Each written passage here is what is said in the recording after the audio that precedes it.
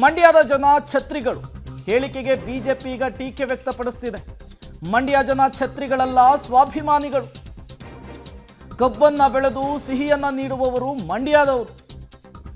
ಗದ್ದೆಯಲ್ಲಿ ಛತ್ರಿ ಹಿಡಿದು ಡಿಕೆ ವಿರುದ್ಧ ಬಿಜೆಪಿ ಕಾರ್ಯಕರ್ತರು ಆಕ್ರೋಶವನ್ನು ಹೊರಹಾಕಿದ್ದಾರೆ.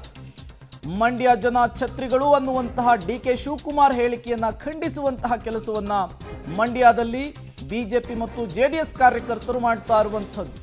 ಈಗ ಇದೇ ವಿಚಾರವನ್ನ ಇಟ್ಟುಕೊಂಡು ಡಿಕೆ ಶಿವಕುಮಾರ್ ವಿರುದ್ಧ ಮುಗಿಬೀಳೋದಕ್ಕೂ ಕೂಡ ಸಿದ್ಧತೆಯನ್ನ ಮಾಡಿಕೊಂಡಿದ್ದಾರೆ. ದೊಡ್ಡ ಮಟ್ಟದ ಬೆಳವಣಿಗೆಗಳಾಗ್ತಾ ಇದೆ.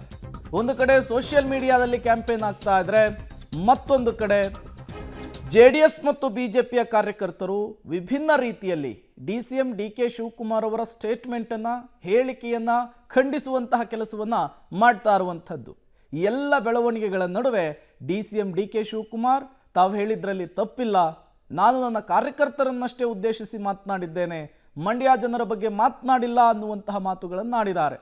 ಹೌದು, ನನಗೆ ಅಹಂಕಾರ ಜಾಸ್ತಿ ಇದ್ದರೆ ಅದನ್ನು ಕಡಿಮೆ ಮಾಡಲಿಕ್ಕೂ ಕೂಡ ಹೇಳಿದ್ದಾರೆ. ನೀವು ಕೂಡ ವಿಜುವಲ್ಸನ್ನು ಗಮನಿಸ್ತಾ ಇದ್ದೀರಿ. ಕಬ್ಬಿನ ಗದ್ದೆಯಲ್ಲಿ ಛತ್ರಿಯನ್ನು ಹಿಡಿದು ಡಿಕೆ ಶಿವಕುಮಾರ್ ಹೇಳಿಕೆಯನ್ನು ಖಂಡಿಸುವ ಕೆಲಸ ಮಂಡ್ಯದಲ್ಲಾಗಿದೆ. ಎಲ್ಲರಿಗೂ ನಮಸ್ಕಾರ. ಇವತ್ತು ಯಾಕೆ ಛತ್ರಿನ ತೋರಿಸಿ ನಾವು ಮಾತಾಡ್ತಾ ಇದ್ದೀವಿ ಅಂದರೆ, ನಿನ್ನೆ ನಡೆದಂಥ ಕಾಂಗ್ರೆಸ್ ಸಭೆಯಲ್ಲಿ ಮಾನ್ಯ ಉಪಮುಖ್ಯಮಂತ್ರಿಗಳು ಮಂಡ್ಯ ಜಿಲ್ಲೆಯ ಜನತೆಯನ್ನು ಛತ್ರಿಗಳು ಅಂತ ಹೇಳಿದ್ರು. ನಾನಿವತ್ತು ಅವ್ರಿಗೆ ಆಗ್ರಹ ಮಾಡ್ತಾ ಇದ್ದೀನಿ, ಮಾನ್ಯ ಉಪಮುಖ್ಯಮಂತ್ರಿಗಳೇ, ಮಂಡ್ಯ ಜಿಲ್ಲೆ ಜನ ಸಾರ್ವಜನಿಕರು ಛತ್ರಿಗಳಲ್ಲ.